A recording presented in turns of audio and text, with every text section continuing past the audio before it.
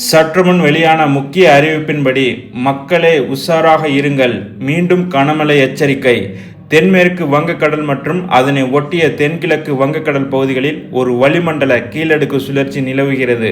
இதனால் இன்று கடலோர தமிழகத்தில் அநேக இடங்களிலும், புதுவை மற்றும் காரைக்கால் பகுதிகளிலும், உள் தமிழகத்தில் ஓரிரு இடங்களிலும் இடி மின்னலுடன் கூடிய லேசானது முதல் மிதமான மழை பெய்யக்கூடும் என்று எச்சரிக்கை விடுக்கப்பட்டுள்ளது. குறிப்பாக மயிலாடுதுறை, தஞ்சாவூர், நாகப்பட்டினம், திருவாரூர், புதுக்கோட்டை மாவட்டங்களில் ஓரிரு இடங்களிலும், காரைக்கால் பகுதிகளிலும் கனமழை பெய்ய வாய்ப்புள்ளது என்று வானிலை மையம் எச்சரித்துள்ளது.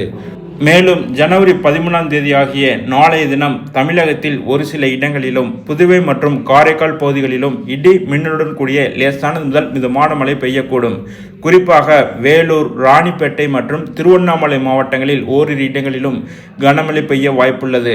அதேபோன்று ஜனவரி 14ஆம் தேதி தென் தமிழகத்தில் அநேக இடங்களிலும், வட தமிழகத்தில் ஓரிரு இடங்களிலும், புதுவை மற்றும் காரைக்கால் பகுதிகளிலும் இடி மின்னலுடன் கூடிய லேசானது முதல் மிதமான மழை பெய்யக்கூடும். குறிப்பாக தூத்துக்குடி, திருநெல்வேலி மற்றும் கன்னியாகுமரி மாவட்டங்களில் ஓரிரு இடங்களில் கனமழை பெய்ய வாய்ப்புள்ளது. மேலும் சென்னை மற்றும் புறநகர் பகுதிகளை பொறுத்தவரை வானம் ஓரளவு மேகமூட்டத்துடன் காணப்படும் என்பதால் நகரின் ஒரு சில பகுதிகளில் இடி மின்னலுடன் கூடிய லேசான முதல் மிதமான மழை பெய்ய வாய்ப்புள்ளது.